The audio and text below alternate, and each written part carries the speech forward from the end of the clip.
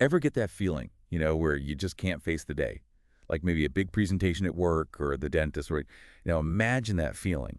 But it's about school every single day. And that, unfortunately, is the reality for a lot of kids and teens. It's this thing called school avoidance, and it's something we're going to really dive deep into today. Yeah, we're looking at this recent article from WebMD.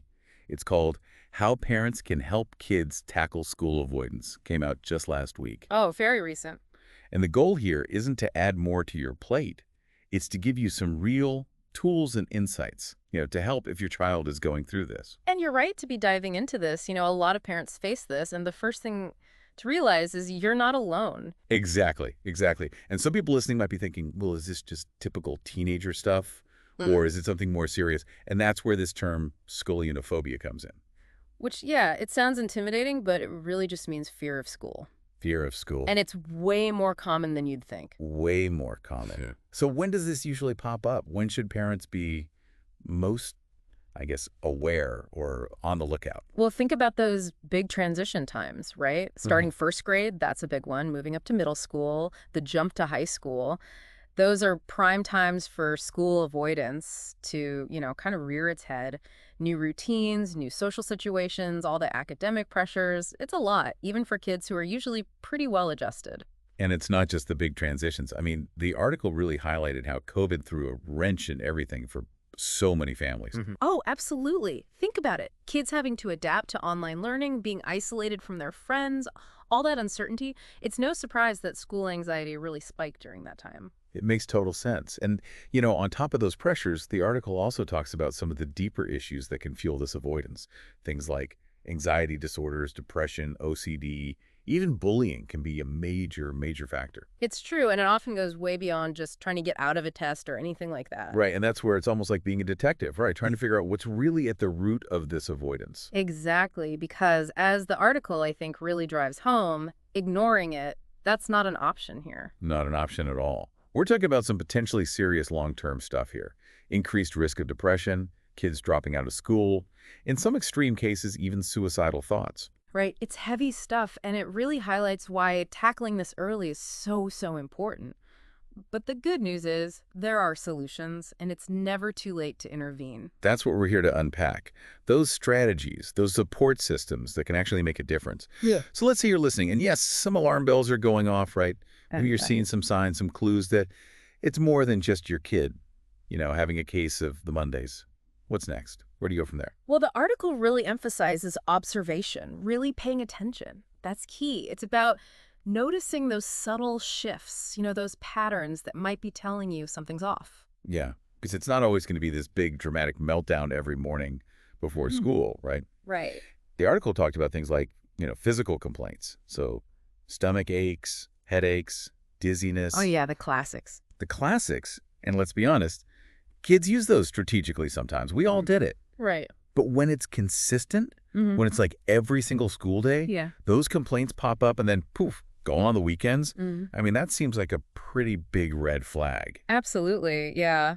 And sometimes the signs are more behavioral, Like the article gave this example of a student who was eating lunch in the bathroom Oh, wow. to avoid social situations. Wow. Heartbreaking, but it highlights how social anxiety, it can show up in these really, really subtle ways. It's like they're trying to fly under the radar almost, which makes it even harder as a parent. You're like, wait, what's going on? Exactly. And that's why that open communication is so, so important. And the article uses this great phrase. It talks about approaching these conversations with curiosity, not judgment. Oh, I love that. Because it's so easy to go right into, why aren't you going to school? Oh, for sure. What is wrong with you? Yeah. But if you come from a place of genuine curiosity, it's like, hey, I've noticed mornings have been tough. Anything you want to talk about, it just opens that door for them to maybe share what's really going on. It makes them feel heard and understood, which is huge. That's huge, yeah. And the article actually shared this story about a mom, Stephanie Edenberg, who she thought initially her daughter was having all these physical health issues because she kept complaining of feeling sick every morning. Okay. Turns out it was anxiety about school. And that is such a common experience, And parents, they might feel frustrated, even a little misled at first. Yeah. But validating your child's feelings, even if you don't totally get it, that is so crucial. It's like that saying, right? You got to be cruel to be kind sometimes. Yeah. Yeah. It's tough, but sometimes holding the line, even when your kid is really struggling, it's the most loving thing you can do. Which kind of brings us to boundaries, right? So Yeah. you're setting boundaries, but you're also being supportive. It's like, how do you find that balance? Yeah, it's a tough one.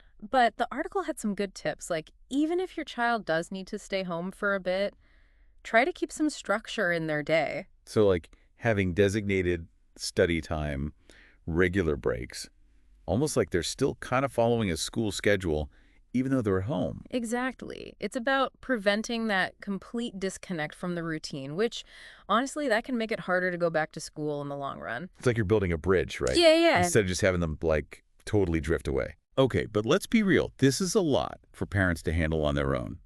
At what point do you say, okay, we need professional help with this? That is such a good question. And the article's pretty clear on this. If you're seeing those symptoms stick around for more than a week, if things aren't getting any better, it's definitely time to reach out to a professional. And where do you even start? Who do you call first? The pediatrician is always a great first step. They can rule out any other medical stuff that might be going on and can connect you with the right specialists, like therapists or counselors who really specialize in school avoidance. Because, like the article said, there's no one magic solution for everybody, right? It's about finding that right approach for your kid. Exactly. So they might suggest talk therapy, which can be really helpful for kids to understand and manage their anxieties, or even exposure therapy, where you gradually expose them to those school-related situations, little by little. Oh, that makes sense. So, Well, like starting small, maybe going to an empty playground on the weekend and then kind of working your way up to being back in a classroom. Exactly, exactly. And then in some cases, medication might be something that's considered to address, any underlying anxiety or depression. Right. But again, that's always a decision you make with medical professionals. Of course. And there's another really important piece here that we haven't touched on yet, and that's the school's role in all of this. Yeah, it's easy to forget that teachers and guidance counselors, they're on the front lines too, right? I mean, they see our kids every day, and they might notice things that even we as parents don't. Absolutely.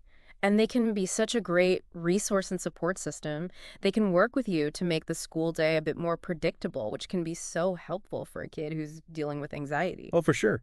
And maybe even encourage the child to participate in activities they actually enjoy, Yeah, yeah. to kind of spark that excitement about school again. Absolutely. It's about shifting the focus from just academics to their overall well-being, which is huge. Huge, yeah. You know, it's really inspiring to see how Stephanie Edenbro's story, the mom we talked about earlier, how it all turned out. Yeah. She worked really closely with her daughter, established some good routines, encouraged her interests, and eventually, they found their way back to a positive school experience. Wow, that's amazing. It's a good reminder that progress is possible, right? Absolutely. It's not like this overnight fix. It's a journey. There are going to be ups and downs. Yeah, But with the right support, families can get through this.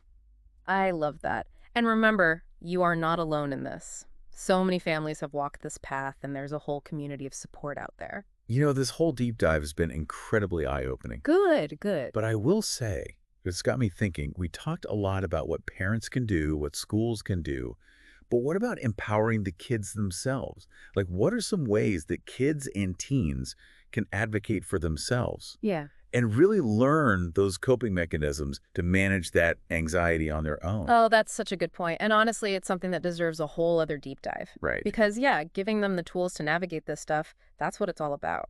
That's what it's all about. But for now, for anyone listening who's feeling overwhelmed, just remember, you are not alone. There is hope.